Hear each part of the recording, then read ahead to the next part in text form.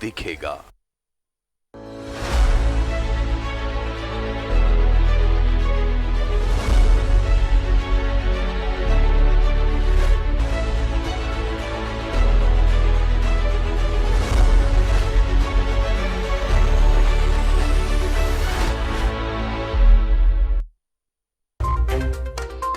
Headlines के प्रायोजक हैं श्याम मेटालिक्स।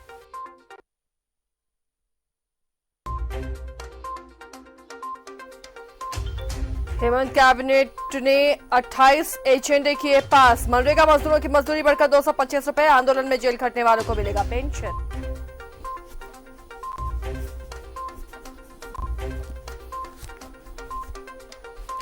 धनबाद में स्वास्थ्य सचिव ने किया अस्पतालों का दौरा। एसएनएमएमसीएच की व्यवस्थाओं का लिया जायजा। जर्जर हॉस्टल को खाली करने का दिया निर्देश।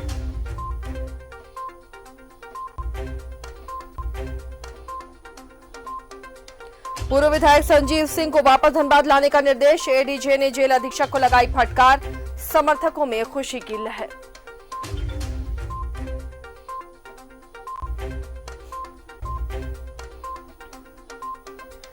रामगढ़ में पेट्रोल पंप में बंदूक की नोक पर 3,70,000 रुपए की लूट। विरोध करने पर अपराधियों ने 2 कर्मचारियों को किया घायल।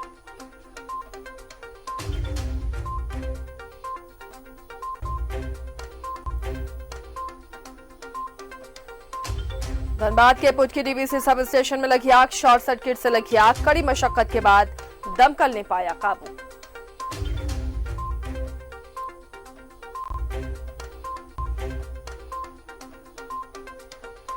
चतरा दौरे पर पहुंचे झारखंड हाईकोर्ट के chief justice doctor Ravi Ranjan. Police ने दिया गार्ड ऑफ ऑनर। भद्रकाली मंदिर में की पूजा अर्चना।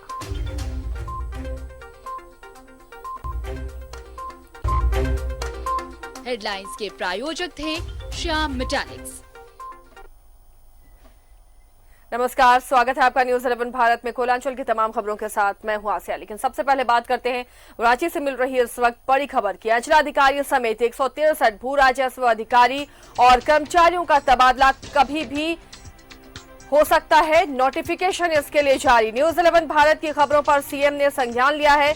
न्यूज 11 भारत लगातार अंचल कार्यालयों के भ्रष्टाचार के पोल खोल रहा है और उसी का ये नतीजा है कि जल्द ही नोटिफिकेशन आपके सामने आएगा, जब अंचल कार्यालयों के भ्रष्टाचार को रोकने की कोशिश होगी। 163 भू राजस्व अधिकारी समेत अंचलाधिकारियों का तबादला होगा और कभी भी इसके लिए नोटिफिकेशन जारी किया जाएगा।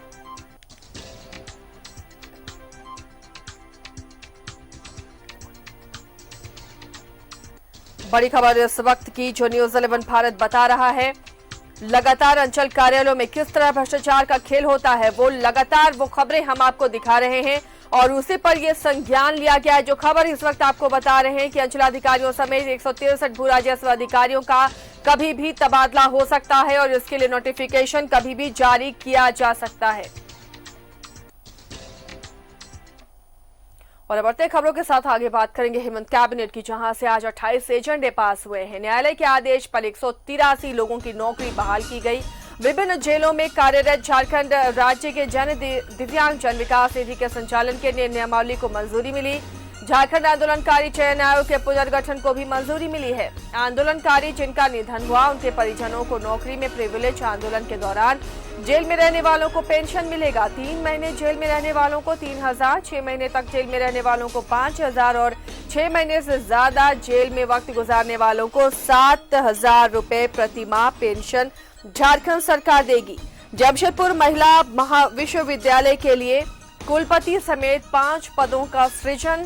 साक्षरता दर बढ़ाने के लिए पढ़ना लिखना अभियान के लिए 1,90,00,000 रुपए की राशि मंजूर की गई। गैर सरकारी सहायता प्राप्त प्राथमिक विद्यालयों के सेवा नियमों में संशोधन किया गया। लंबित वेतन के मामलों में नीति निर्धारण को भी मंजूरी मिली। झारखंड हरित ऊर्जा उपकर विधेयक को भी मंजूरी मिली। 72 ग्रामीण पुल के लिए नाबार्ड से 230 करोड़ रुपए का ऋण लिया जाएगा। इसके अलावा मनरेगा मजदूरों की मजदूरी भी बढ़कर 225 रुपए हुई है।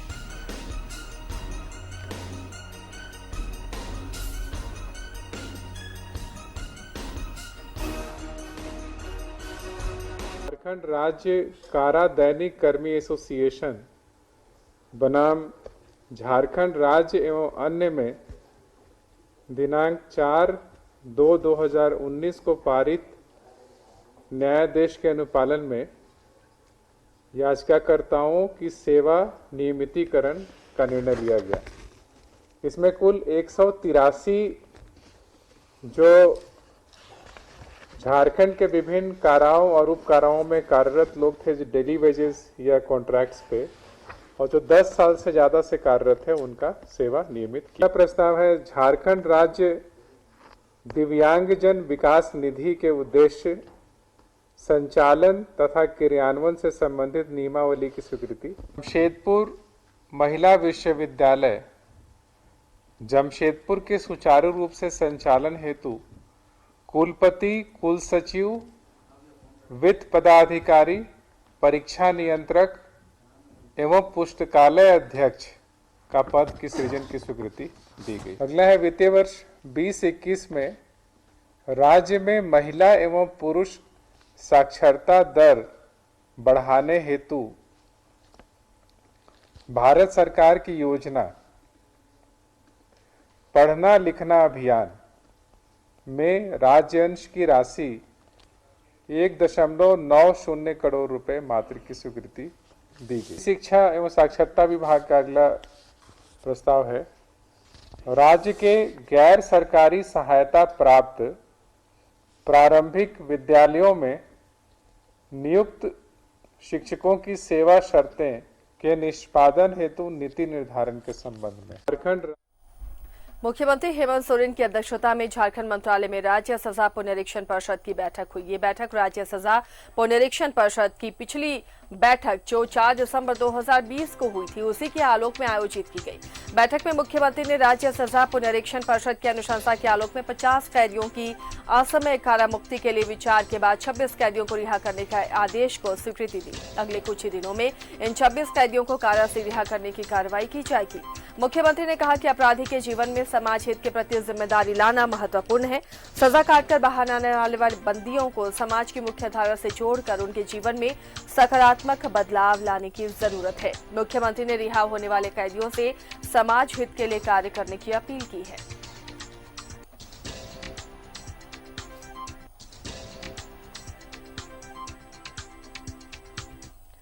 स्वास्थ्य सचिव के सोन ने धनबाद के सदर अस्पताल और SNMMCH का दौरा किया। इस दौरान उन्होंने वहां मौजूद व्यवस्थाओं की जानकारी ली और जर्जर हो चुके भवनों का भी निरीक्षण किया। स्वास्थ्य सचिव ने SNMMCH के हॉस्टल को 24 घंटे के भीतर खाली करने का निर्देश देते हुए प्रबंधन को फटकार लगाई, जिस पर प्रबंधन की ओर से बताया गया कि डॉक्टर जबरन कंडम हो चुके इस हॉस्टल में रह रहे हैं। स्वास्थ्य सचिव ने यहां सुविधाएं बढ़ाने और व्यवस्था सुधारने के लिए कहा।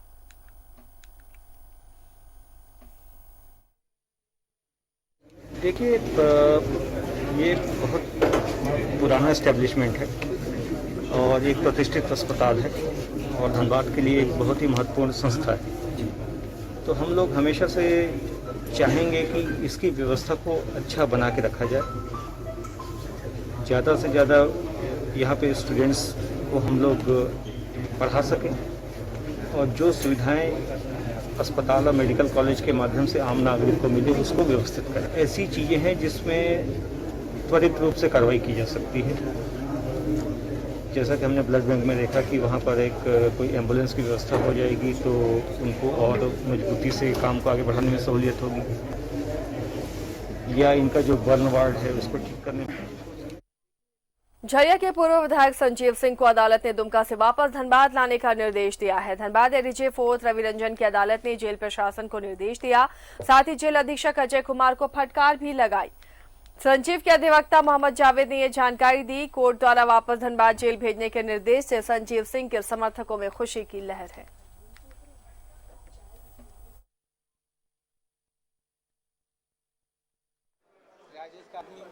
देखिए, इस मामले पे आज माननीय न्यायालय एडीजे 4 धनबाद श्री रवि रंजन के न्यायालय में सुनवाई हुई। माननीय न्यायालय में पूरी सुनवाई के दौरान सुपरिटेंडेंट ऑफ जेल धनबाद सशरीर उपस्थित हैं। उनका एक्सप्लेनेशन को माननीय न्यायालय ने सिरे से खारिज किया और माननीय न्यायालय ने पूरी नाराजगी जाहिर की है।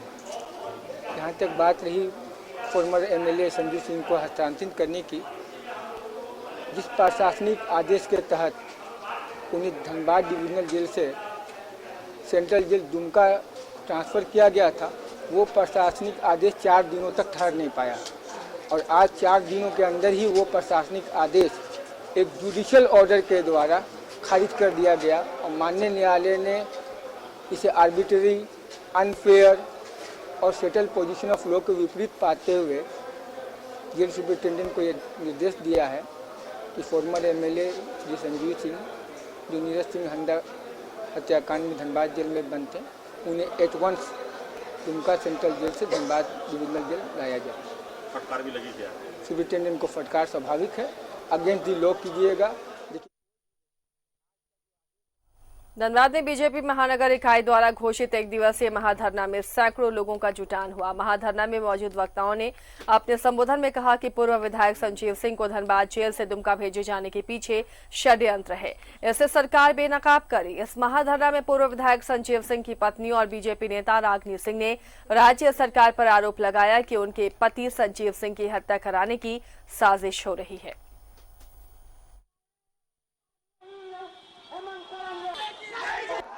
ये एक बदले की भावना से वो राज्य सरकार हमारी काम कर रही है, जो हम लोग बर्दाश्त करने नहीं जा रहे हैं। जेल प्रशासन भी पता नहीं राज्य सरकार के दबाव में या यहाँ के किन किन नेता के दबाव में जो इस तरह से गलत डिसीजन ले रहे हैं, लेकिन उन लोगों का मंसूबा में कभी कामयाब नहीं हो सकते हैं। जो भी इस कोर्ट का निर्णय है, जो कानून का उल्लंघन किया जाता है इस तरह से, तो उस सब चीज के लिए हम लोग बर्दाश्त करने वाले नहीं हैं। हम लोग कानूनी प्रक्रिया में हमेशा साथ दिए हैं और आगे भी देंगे। सरकार के साथ ये मांग करते हैं कि इनका सीबीआई जांच हो, ताकि दूध का दूध और पानी का पानी हो। पेट्रोल, डीजल और रसोई गैस की कीमतों में हो रही वृद्धि को लेकर कांग्रेस की ओर से प्रदर्शनी का दौर जारी है। इस कड़ी में 26 फरवरी को धनबाद में विशाल जुलूस निकालने की तैयारी की जा रही है। इस विशाल जुलूस और इसकी तैयारियों को लेकर कांग्रेस के राष्ट्रीय प्रवक्ता प्रवीण झा ने एक प्रेस कॉन्फ्रेंस किया और केंद्र सरकार पर निशाना साधा।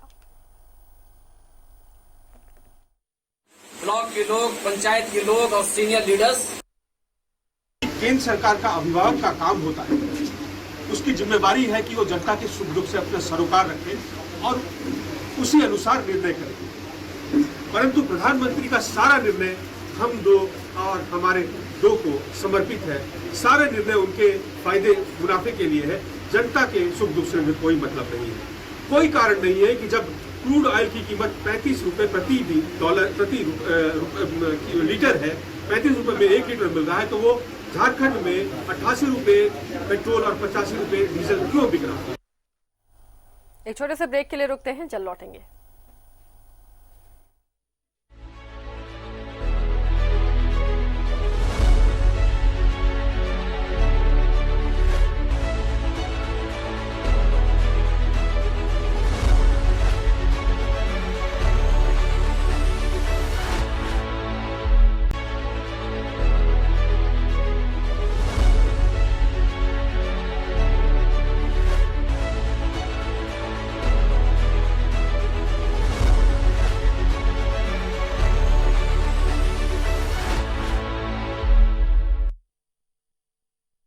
ब्रेक के बाद बढ़ते हैं आगे। धनबाद स्थित बीसीसीएल के सबसे बड़े अस्पताल में मरीज की मौत के बाद परिजनों ने जमकर हंगामा किया और डॉक्टरों पर इलाज में लापरवाही बरतने का आरोप लगाया। परिजनों का कहना है कि सेंट्रल हॉस्पिटल में पिछले 2 दिनों से उनके मरीज का इलाज चल रहा था। कई बार मरीज की हालत खराब होने पर भी डॉक्टर उनके मरीज को देखने नहीं पहुंचे, कई बार उन्हें बुलाया गया। दूसरी तरफ अस्पताल प्रबंधन का कहना है कि अगर मौत के पीछे अस्पताल कर्मी की लापरवाही सामने आती है तो कार्रवाई होगी।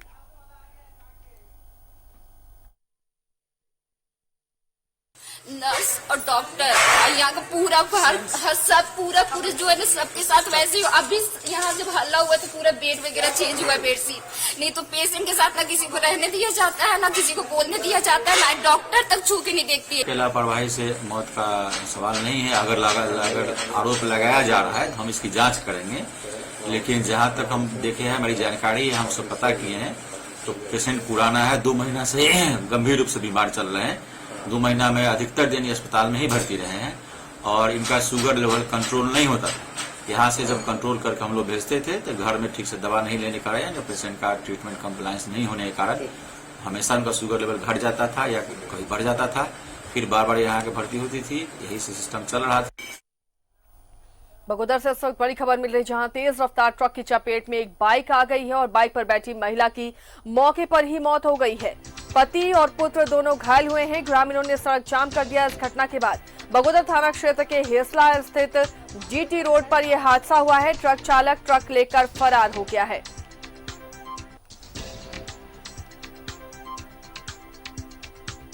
ट्रक की चपेट में एक बाइक आने से बाइक पर बैठी महिला की घटनास्थल पर ही मौत हो गई है, जबकि पति और पुत्र दोनों घायल हो गए हैं।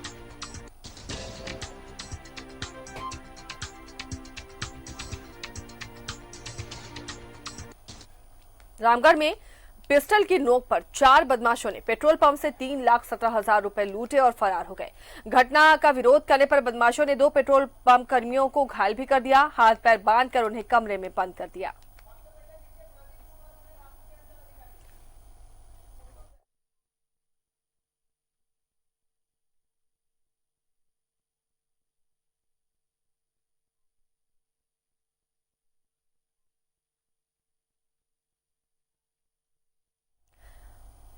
और अगली खबर भी रामगढ़ से ही है, जहां पुलिस ने 10 किलो गांजा जब्त किया है। एक गांजा तस्कर भी गिरफ्तार हुआ है। इसके साथ ही एक वाहन भी जब्त किया गया। एसपी प्रभात कुमार को गुप्त सूचना मिली थी, जिस पर स्पेशल पुलिस टीम ने कार्रवाई की है। गांजा तस्कर से फिलहाल पुलिस पूछताछ कर रही है। रामगढ़ थाना क्षेत्र का ये मामला है।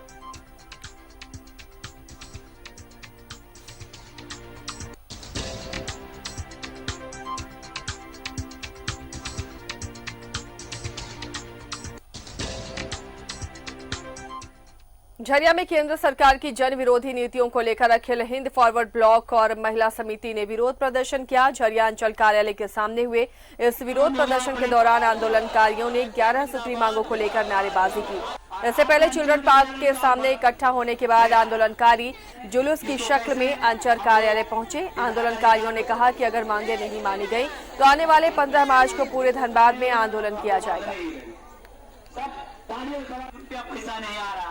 यहाँ पर आता बोलता ऑनलाइन वाला बंद होगा, जिंदाबाद। और आपका अंचल कार्यालय में तो और फेरा किसको कैसे हम लोग राज्य सरकार ने कहा था बेरोजगारों को रोजगार भत्ता देंगे, वो भी नहीं मिल रहा है। लॉकडाउन में सरकार ने वादा किया कि 10,000 से 5 लाख तक लोन देंगे, लेकिन अभी तक लोन किसी को नहीं मिल पाया है। 11 सूत्री मांग मजदूर, किसान, नौजवान विरोधी, उसके अलावा आरएसपी कॉलेज को झरिया में लाना, सरकारी अस्पताल झरिया में निर्माण करना, इन्हीं मांगों को लेकर प्रदर्शन कर रहे हैं। गोमिया में विस्थापित संघर्ष समिति ने बिजली, चिकित्सा, यातायात की मांग को लेकर टीटीपीएस के प्रशासनिक भवन पर प्रदर्शन किया। समिति ने नियोजन और परियोजना में दूसरे चरण के विस्तार की 6 सूत्री मांग को लेकर प्रदर्शन किया। सभा में AIKS झारखंड राज्य के महासचिव सुजीत सिन्हा, झारखंड प्रदेश सीटू के कार्यकारी अध्यक्ष रामचंद्र ठाकुर ने शिरकत की।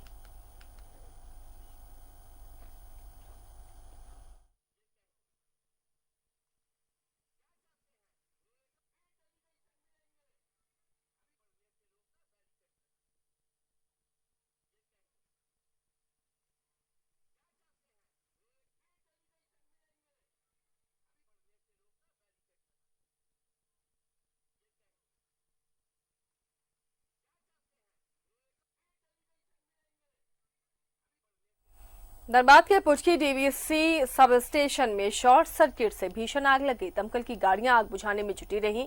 डीवीसी सब स्टेशन में रखी ट्रांसफार्मर के तेल के ड्रम में भी आग लग गई थी।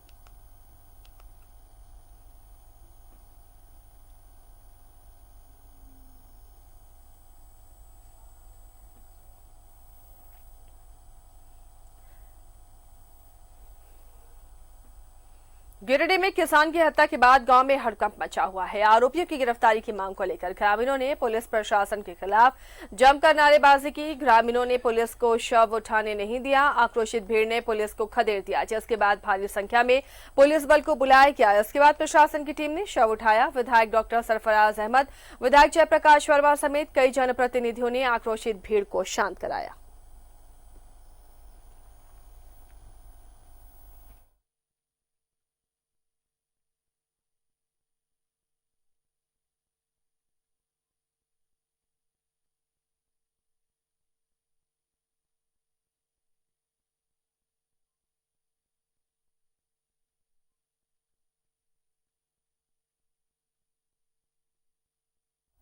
बोकारो डिस्ट्रिक्ट बार एसोसिएशन की चुनावी प्रक्रिया शुरू हो चुकी है और सभी मतदाताओं की सूची प्रकाशित कर दी गई है। चुनाव के रिटर्निंग ऑफिसर ने बताया कि एक कैटेगरी के 862 मतदाताओं की सूची को प्रकाशित कर दिया गया है।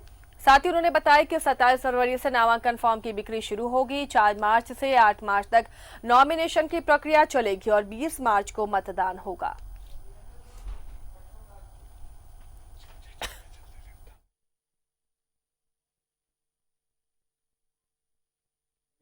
है वो कर दिया गया है, जिसमें टोटल 862 जो वोटर हैं उनको ए ग्रुप में रखा गया है। अन्य भी ग्रुप उसमें बना हुआ है जिनका ऊपर कुछ बकाया वगैरह है, किसी प्रकार का कोई ये है तो उसके लिए अलग अलग ग्रुप बना हुआ है। वो अगर अपना ड्यूज या जो कुछ भी उसका बकाया है वो क्लियर कर देते हैं। सर फाइल करने का डेट है 4/3/21 से 8/3/21 को। स्क्रूटनी का डेट है 10/3/21। विड्रॉ। धनबाद के गोधरदास बस्ती में श्रीमद् भागवत कथा ज्ञान महोत्सव का आयोजन किया गया और 108 कलश यात्रा और सैकड़ों निशान के साथ नगर भ्रमण का शुभारंभ हुआ। कलश यात्रा गोधरदास बस्ती से गोधर लहरा थान मंदिर, घनशारी गोधर मोड़ होते हुए कुसुंडा छठ तालाब से जल लेकर गोधरदास बस्ती में कलश यात्रा का समापन हुआ।